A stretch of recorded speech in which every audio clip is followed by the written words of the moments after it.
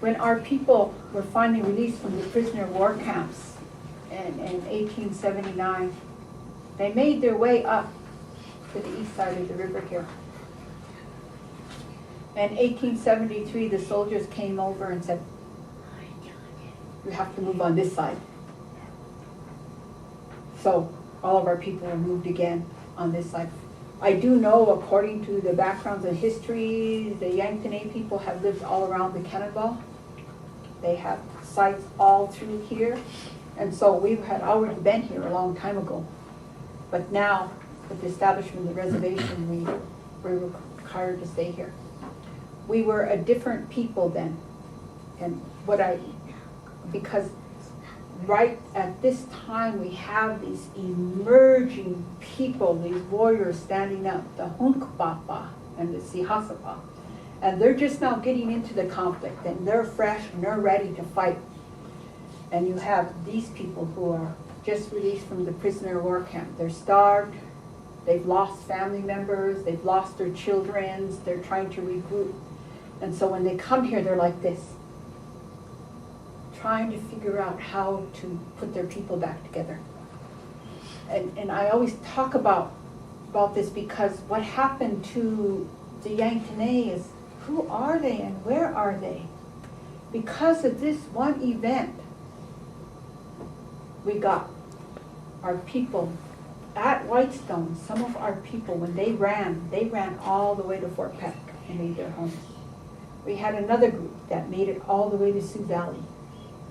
We had a group that made it to Spirit Lake. And we have all our people in Crow Creek. And we have the people who return to Standing Rock. These people are all one nation and all related to each other. We are all the same people. We are the only people never to receive our own reservation.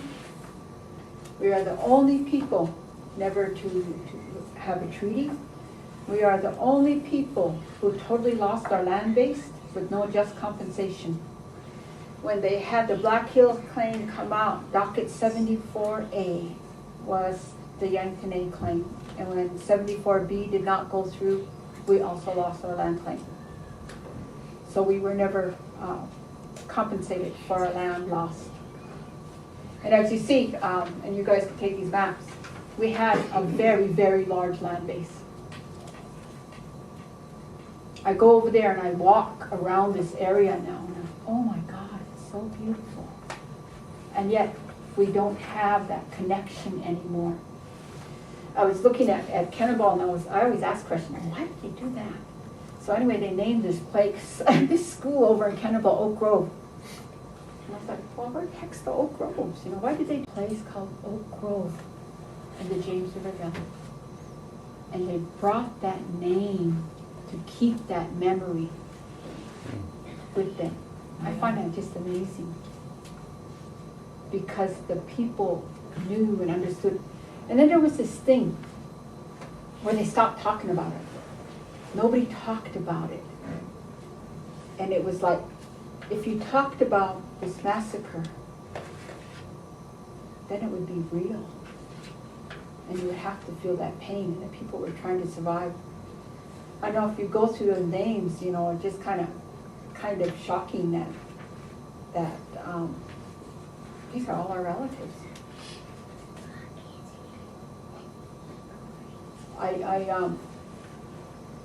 I know on one of my papers in there, I got my genealogy for the simple reason is this girl. Thank God she lives so we could all be here. I am a descendant of Tatanka Ohitika, a brave buffalo who was a medicine man that camp, who went to the prisoner of war camps. I went down to Crow Creek to look at all their home sites. And I just kind of laugh as I go through because they'll have their name and they'll say abandoned. When they got released, they all just left that and came back. They wanted to come back to their homelands. But by the time they were released, already homesteaders were in the James River Valley making claim over our land.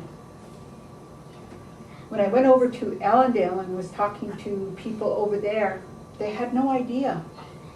They had no idea about the history of their land and their background. It's not that they didn't want to know. There's nothing wrote. There's nothing anywhere about this. And like I said, you know, when I came back, the State Historical Society didn't even know we existed as a people.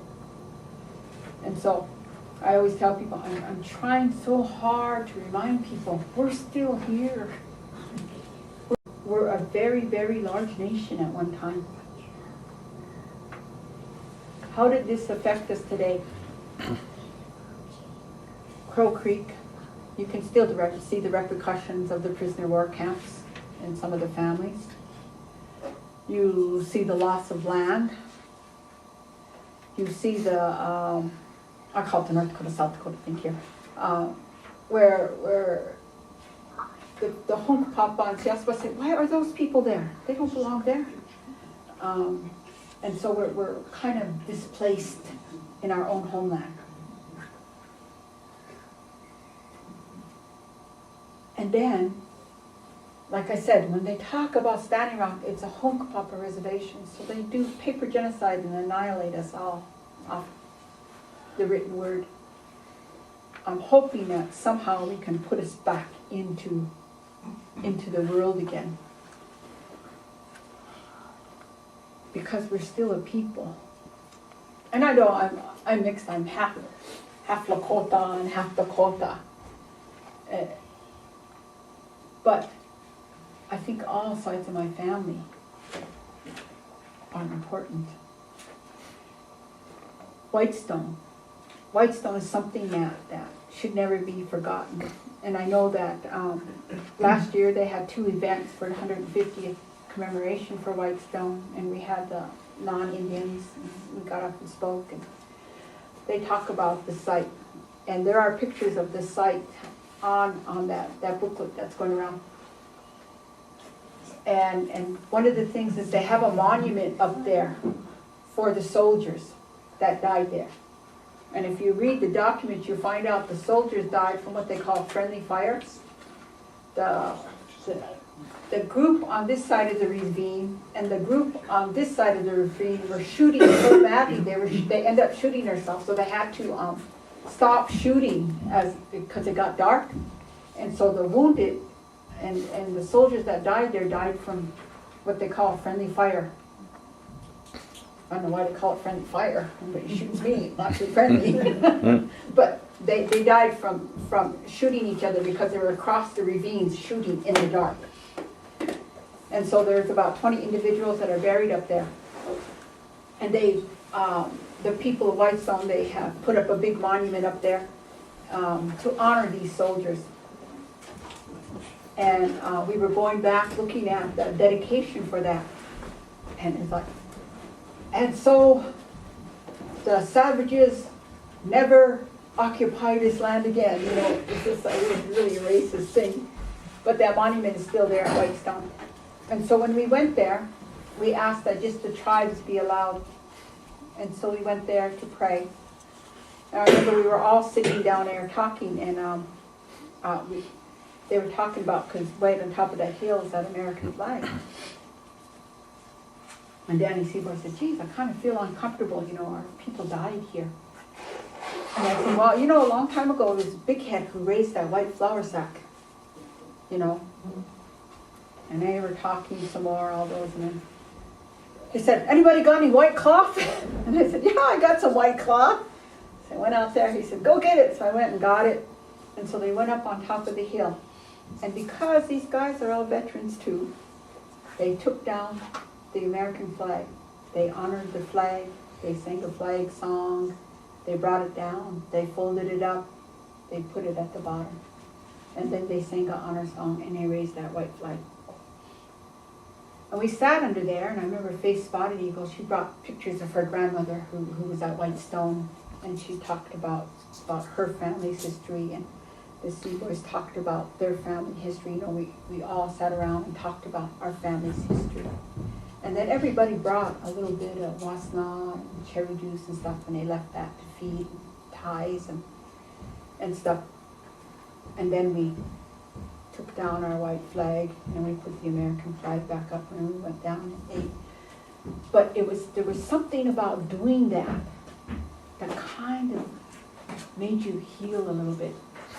If you've ever been to Whitestone, you get on there and it's just like stepping on that ground. You can just feel all that grief. I really have a hard time going there. So I always go to this one tree and I bring my ties and my flags and my food. And I took pictures of the valley where all our people died. So we put ties on the fence next to the valley. But there was something about almost healing about being able to do that, because we've never been able to do that. I know that the Two Bears family has went there in the past and has done that. When we were over there, Alberta Two Bears came. And if you see the old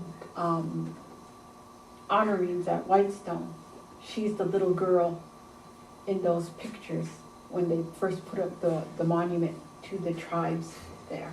And she was a little girl in that picture, so it was kind of nice to have her there, representing the Two Bears family. We are hoping, now that I was asked to write the nominations for putting Whitestone on the National Historic Registry.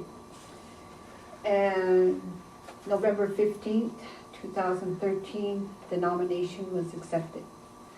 So now Whitestone will be a protected site. And so this coming year, I'm going to be helping do interpretive signage there. And the interpretive signage is going to talk about our story and our people now, and not about the soldiers. Chris? Next is going to be killdeer. Killdeer is going to be a lot harder because it is all private owned land. But we're going to try to do the same there.